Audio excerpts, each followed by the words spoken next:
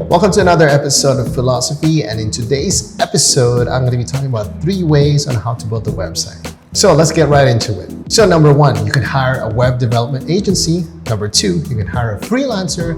Number 3, DIY or do it yourself. I'm going to briefly explain and show you a diagram on the pros and cons for choosing one of these ways to build a website. So in this diagram, I'm going to show you the pros and cons for doing it in 3 different ways. So when you hire an agency, you're basically hiring a team which has top skills, they have the experience, but some of the cons for this is that they tend to deliver slow because you're probably not the only client that they have. They're working on multiple clients at the same time.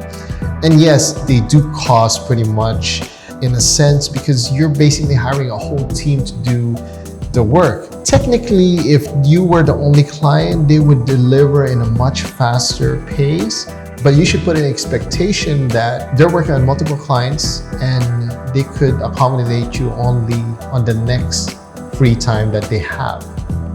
Next, hiring a freelancer.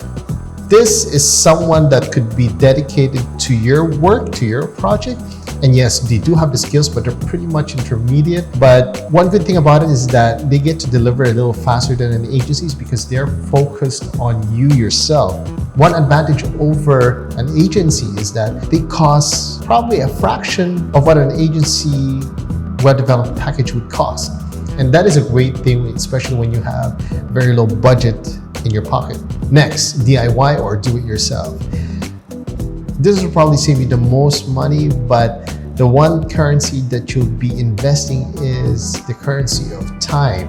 It's because you'll be learning new skills, you're going to be learning how to program, and you're going to do a lot of technical work on server side, whether this is a drag and drop website builder or you're buying a domain or a host, you're eventually learning a new skill. Now, benefits of this is that you tend to learn something that not a lot of people have the time in doing, but if you do have the time, there's a lot of tutorials online, especially on YouTube, where they can teach you how to build a website in like 30 minutes.